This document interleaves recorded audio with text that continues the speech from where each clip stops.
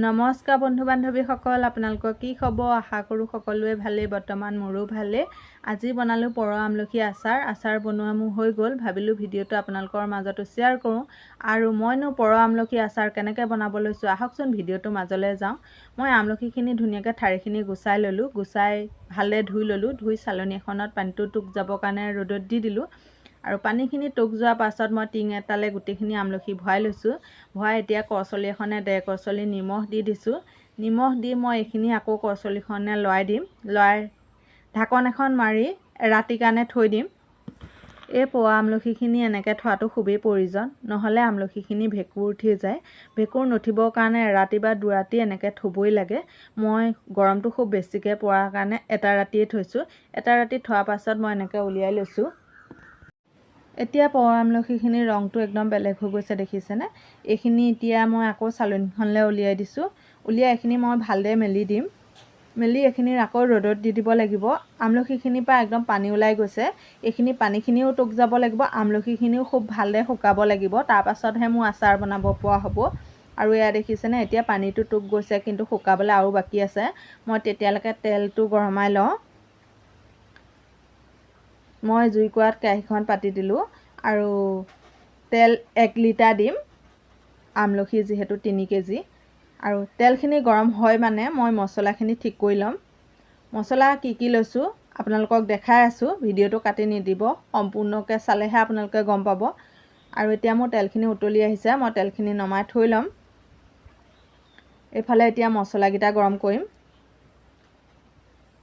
মছলা গৰম কৰিবলৈ মই প্ৰথমতে শুকান জলকীয়াকেইটা লৈ লৈছোঁ। শুকান জলকীয়াকেইটা অকণমান লৰাই ভাজি ল'ম।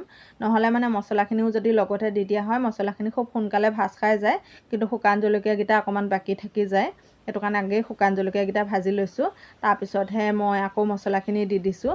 মছলা ইয়াতে মই লৈছোঁ জিৰা, চকগুটি, গোটা ধনিয়া আৰু কালজিৰা, বগা সৰিয়হ, শুকান জলকীয়া, এইকেইটা ধুনীয়াকৈ গৰমাই লৈছোঁ।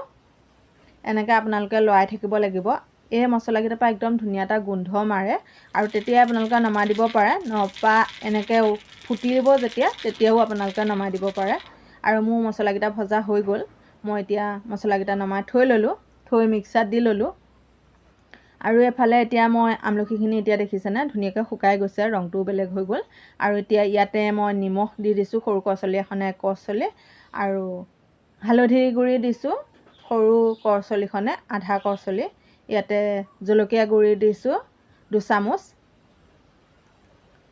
ইয়াতে এতিয়া মছলাখিনি পিচি লৈছিলোঁ, যিখিনি মছলা সেইখিনিও দি দিছোঁ। সৰু কৰচলি এখনে 1.5 কৰচলি। আৰু ইয়াতে মই জলকীয়া কাটি লৈছিলোঁ। জলকীয়াখিনি কাটি কিন্তু পানীটো একদম টুক যাবৰ কাৰণে ৰ'দত দি লৈছিলোঁ।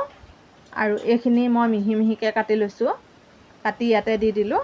দি এইখিনি মই এতিয়া ভালদৰে লৰাই ল'ব লাগিব। আমলখিখিনিত যাতে গোটেই মছলাখিনি ভালদৰে লাগি ধৰে।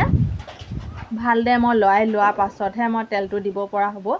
তেলটো কিন্তু আপোনালোকে গৰমে গৰমে দি নিদিব, অলপমান ঠাণ্ডা হ'বলৈ দিব। মই এইখিনি অলপ কুহুমীয়া গৰম হৈ আছে, তেনেকুৱাতে দি দিছোঁ। ইয়াতে আপোনালোকে ভিনেগাৰো অকণমান দিওঁ ক'লে দিব পাৰে, মই কিন্তু ভিনেগাৰটো দিয়া নাই। এই আচাৰটোত কিন্তু ভিনেগাৰটো দিবই লাগে, নহ'লে খুব সোনকালে ভেঁকুৰি যায়। ভেঁকুৰি নাযাবৰ কাৰণে এইকেইটা যিকেইটা মই শিকাই দিলোঁ, সেইকেইটা টিপছ কিন্তু আপোনালোকে কৰিবই লাগিব। আৰু এতিয়া মোৰ আমলখি আচাৰ ধুনীয়াকৈ ৰেডি হৈ গৈছে। এতিয়া সম্পূৰ্ণকৈ ৰংটো উঠা নাই। 3 দিনমান যেতিয়া আচাৰখিনি ৰ'দত দিয়া হ'ব, একদম ৰংটোও ধুনীয়া হ'ব, খাবলৈও খুব ধুনীয়া হ'ব। এতিয়া কিন্তু আচাৰ গোন্ধটো ইমানেই ধুনীয়া মাৰি আছে, লগে লগে খাওঁ বুলি ক'লেও খাব পৰা হৈ গ'ল। আৰু মোৰ আজি ভিডিঅ'টো যদি চাই ভাল লাগে, লাইক, কমেণ্ট, শ্বেয়াৰ কৰিব। কাষতে থকা বেল আইকনটো দবাই দিব।